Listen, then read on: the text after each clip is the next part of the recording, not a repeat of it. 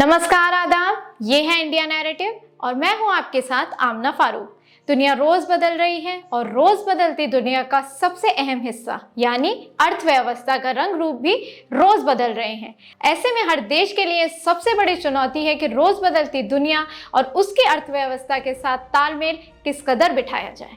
ये चुनौती तब खास बन जाती है जब विकसित और विकासशील देशों के साथ आपसी संवाद और बेहतर तालमेल की बात हो।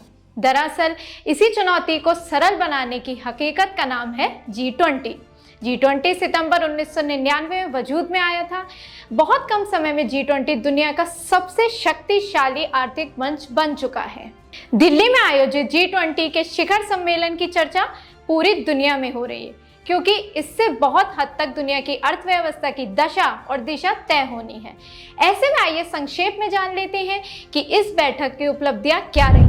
इस शिखर सम्मेलन में दुनिया की लगभग तमाम महाशक्तियां एक मंच पर दिखाई दी। भारत की उपलब्धि ये रही कि वह G20 के जरिए सभी बड़े देशों को एक साथ एक मंच पर ले आया।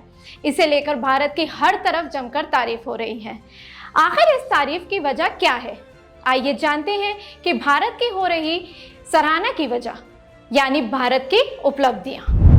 Global biofuel alliance. PM Narendra Modi ने G20 शिखर सम्मेलन के पहले ही दिन स्वच्छ ऊर्जा को लेकर भारत की ओर से एक अहम पहल की घोषणा कर दी थी। उन्होंने इस अवसर पर ग्लोबल बायोफ्यूल अलायंस लॉन्च करने का ऐलान कर दिया था। भारत के अलावा अमेरिका और ब्राजील भी इस नए अलायंस में फाउंडिंग मेंबर हैं। ग्लोबल बायोफ्यूल अलायंस के लॉन्च होने के बाद तीनों फाउंडिंग मेंबर समेत अर्जेंटीना और इटली जैसे कुल 11 देश अब तक इससे जुड़ चुके हैं। अब G20 हो गया G21। प्रधानमंत्री नरेंद्र मोदी ने G20 शिखर सम्मेलन के पहले ही दिन इस बात की घोषणा कर दी थी कि G20 अब G21 कहलाएगा, क्योंकि सभी देशों की सहमति के बाद अफ्रीकी यूनियन को G20 का सदस्य बना लिया गया है। अफ्रीकी यूनियन की इस सदस्यता को भारत की अध्यक्षता में लिया गया एक ऐतिहासिक कदम माना जा रहा है। नई दिल्ली घोषणा पत्र।